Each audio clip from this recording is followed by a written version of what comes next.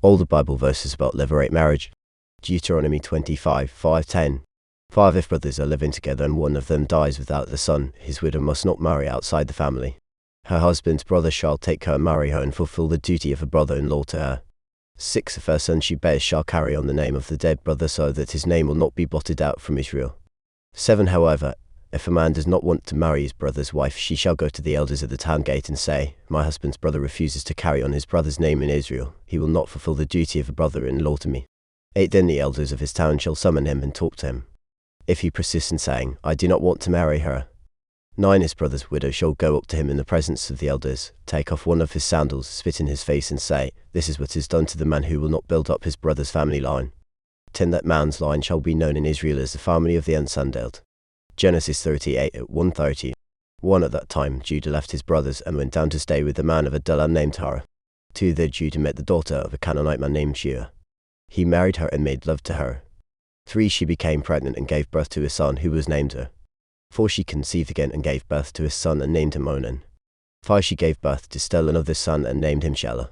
It was at Kezib that she gave birth to him.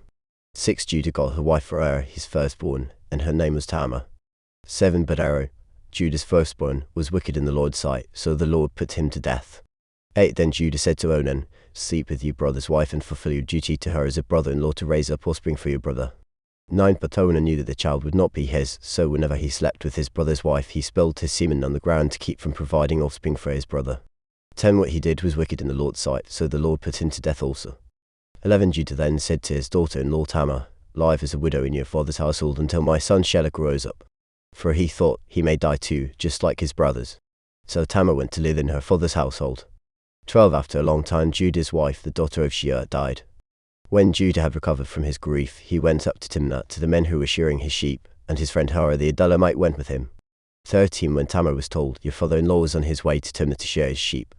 14 She took off her widow's clothes, covered herself with a veil to disguise herself, and then sat down at the entrance to Enaim, which is on the road to Timnah. For she saw that, though Shelah had now grown up, she had not been given to him as his wife. 15 When Judah saw her, he thought she was a prostitute, for she had covered her face. 16 Not realizing that she was his daughter-in-law, he went over to her by the roadside and said, come now, let me sleep with you. And what will you give me to sleep with you? She asked. 17 I'll send you a young goat from my flock, he said. Will you give me something as a pledge until you send it? She asked. 18 He said, what pledge should I give you? Your seal and its cord, and the staff in your hand, she answered. So he gave them to her and slept with her, and she became pregnant by him. 19 After she left, she took off her veil and put on her widow's clothes again. 20 Meanwhile Judah sent the young goat by his friend the Adullamite in order to get his pledge back from the woman, but he did not find her. 21 He asked the men who lived there, where is the shrine prostitute who was beside the road at Enaim? There hasn't been any shrine prostitute here, they said. 22 So he went back to Judah and said, I didn't find her. Besides, the men who lived there said, there hasn't been any shrine prostitute here.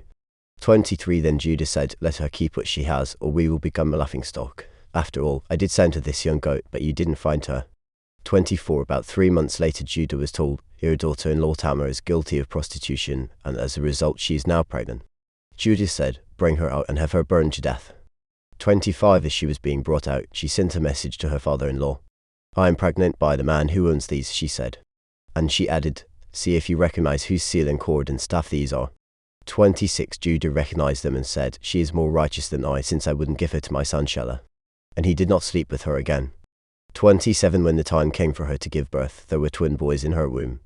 28 As she was giving birth, one of them put out his hand, so the midwife took a scarlet thread and tied it on his wrist and said, this one came out first. 29 But when he drew back his hand, his brother came out, and she said, so this is how you have broken out. And he was named Perez. 176 30 Then his brother, who had the scarlet thread on his wrist, came out, and he was named Zerah. 177 Psalm 127:3-5. 3 children are a heritage from the Lord, offspring a reward from him. 4 like arrows in the hands of a warrior are children born in one's youth. 5 Blessed is the man whose quiver is full of them. They will not be put to shame when they contend with their opponents in court.